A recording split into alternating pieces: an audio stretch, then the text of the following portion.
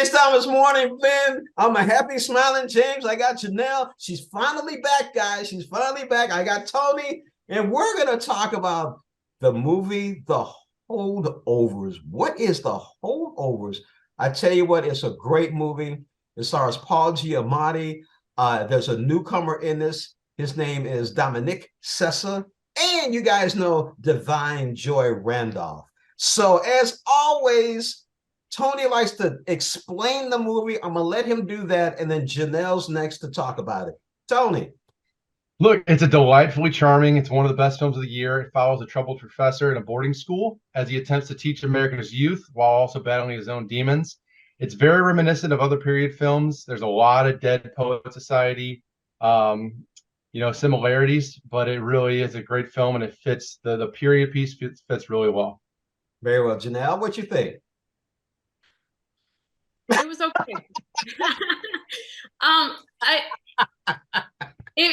To build off of what Tony said, it's very predictable because this plot has been done 1,000 times over. You could have been watching School Ties, Rudy, Dead Poets, any one of these where a plucky young student connects with a teacher. You know, you've got the one with Matt Damon and Ben Affleck. I can't even think of it right now. But I mean, like, it just seems like we've seen this 1,000 times. Now, in saying that, the acting is great. It's not worth a full price movie ticket these days, but the acting is amazing. Divine, she's electric. I think you can't take your eyes off of her. She's so good in every single one of her scenes. But it's so formulaic and so predictable that I knew what we were looking at. We were looking at, a rough start, then some bonding, then another rough patch, and then in the end everything comes together. It's just it was just so predictable. I couldn't get that out of my head. So for me, it was just okay. Now, in saying that, too, you really do think you're watching a movie from the 70s.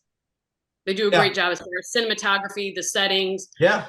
Costume, like that is all great. It's just I felt like a teenager watching the movie. I really did, because you talking about 70s. I was 16, 17 years old back then. Don't add up the numbers. Anyway, I thought it was a very good movie. This is what's interesting, guys. Did you know that there's buzz about it being nominated for original screenplay? There is buzz. It makes a lot of sense. Yeah, it makes a lot of sense. It was a great movie. I love the clothes. I love everything about it. Vietnam. I experienced some of that stuff in Vietnam, losing friends, being at school, senior, getting ready to go to college.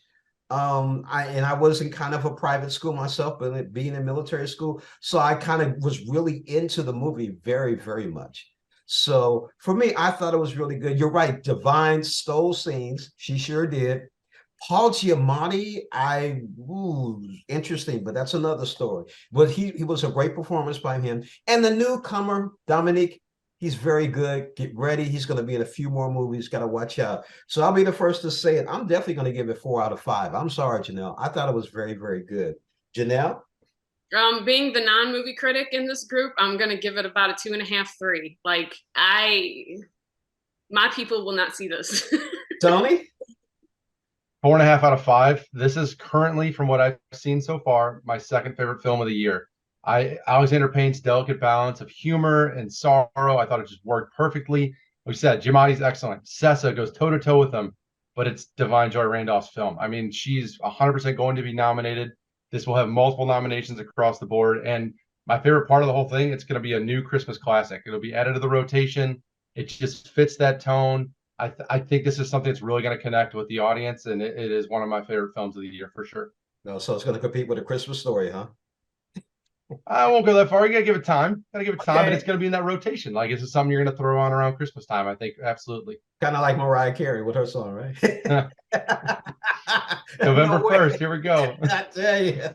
Jay Thomas Morning Blend, Tony, Janelle, thank you as always. We will see you next week with me and Tony. And who she thinks she is, a non-movie critic, she actually is. We still love her anyway. Guys, see you next week.